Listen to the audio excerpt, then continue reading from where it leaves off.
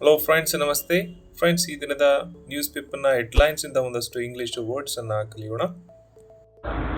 UK lawmakers vote to legalize assisted dying for terminally ill.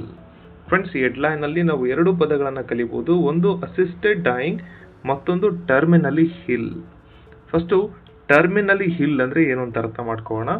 Friends, terminally hill ಅಂತಂದ್ರೆ ಕೊನೆಯ ಹಂತದ ಕಾಯಿಲೆ ಅಥವಾ ಗುಣಪಡಿಸಲಾಗದಂತಹ ಕಾಯಿಲೆ ಹೊಂದಿರುತ್ತಲ್ಲ, ಅಂತಹ ವ್ಯಕ್ತಿಗಳಿಗೆ ಫ್ರೆಂಡ್ಸ್ ಟರ್ಮಿನಲಿ ಹಿಲ್ ಅಂತ ಕರಿತೀವಿ.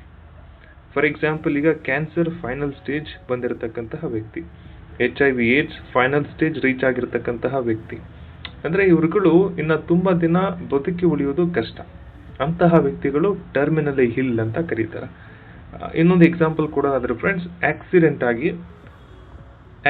ಆಗಿ ಮೆದುಳಿಗೆ ಪೆಟ್ಟು ಬಿದ್ದು ಕೋಮಾ ಬಂದು ಪರ್ಮನೆಂಟ್ ಆಗಿ ಬೆಡ್ ರಿಡನ್ ಆಗಿರ್ತಾರಲ್ಲ, ಅಂಥವ್ರಿಗೂ ಕೂಡ ಫ್ರೆಂಡ್ಸ್ ಟರ್ಮಿನಲಿ ಹಿಲ್ ಅಂತ ಕರಿತೀವಿ.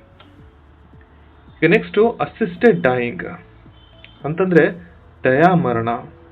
ಫ್ರೆಂಡ್ಸ್, ಈ ಟರ್ಮಿನಲಿ ಹಿಲ್ ಬಂದಿರುತ್ತಲ್ಲ, ಕೊನೆಯ ಹಂತದ ಕಾಯಿಲೆ ಅಥವಾ ಗುಣಪಡಿಸಲಾಗದಂತಹ ಕಾಯಿಲೆ ಬಂದು ಶಾಶ್ವತವಾಗಿ ಬೆಡ್ ಮೇಲೆ ಮಲ್ಕೊಂಡಿರ್ತಾರಲ್ಲ, ಅಂಥವ್ರಿಗೆ ಒಂದು ಇಂಜೆಕ್ಷನ್ ಕೊಡೋದ್ರ ಮೂಲಕ ಡಾಕ್ಟರ್ ಅವರಿಗೆ ದಯಾಮರಣವನ್ನ ಪಾಲಿಸ್ತಾರಲ್ಲ, ಅದಕ್ಕೆ ಫ್ರೆಂಡ್ಸ್ ಆ ಪ್ರೋಸೆಸ್ಗೆ ಅಸಿಸ್ಟೆಡ್ ಡೈಯಿಂಗ್ ಅಂತ ಕರೀತಾರೆ. ಸೊ ಈ ಹೆಡ್ಲೈನ್ ಅಲ್ಲಿ ಏನ್ ಹೇಳ್ತಾ ಇದಾರೆ ಅಂತಂದ್ರೆ, UK ಅಂದ್ರೆ ಇಂಗ್ಲೆಂಡಿನ ಲಾ ಮೇಕರ್ಸು, ಇಂಗ್ಲೆಂಡಿನ ರಾಜಕಾರಣಿಗಳು ವೋಟ್ ಟು ಲೀಗಲೈಸ್ ಈ ಅಸಿಸ್ಟೆಡ್ ಡೈಯಿಂಗ್ ಅನ್ನ ಫ್ರೆಂಡ್ಸ್ ಲೀಗಲೈಸ್ ಮಾಡೋದಕ್ಕೆ, ಅದಕ್ಕೆ ಕಾನೂನಿನ ಬೆಂಬಲವನ್ನ ನೀಡೋದಕ್ಕೆ, ಒಂದು ಕಾನೂನನ್ನ ತರೋದಕ್ಕೆ ವೋಟ್ ಹಾಕಿದ್ರು ಅಂತ ಈ ಹೆಡ್ಲೈನ್. ಫ್ರೆಂಡ್ಸ್ ಅರ್ಥ ಆಯ್ತಲ್ಲ? ಟರ್ಮಿನಲಿ ಹಿಲ್ ಅಂತಂದ್ರೆ ಕೊನೆಯ ಹಂತದ ಕಾಯಿಲೆ ಬಂದಿರತಕ್ಕಂತಹ ವ್ಯಕ್ತಿ, ಬೆಡ್ ರಿಟರ್ನ್ ಆಗಿರತಕ್ಕಂತಹ ವ್ಯಕ್ತಿ.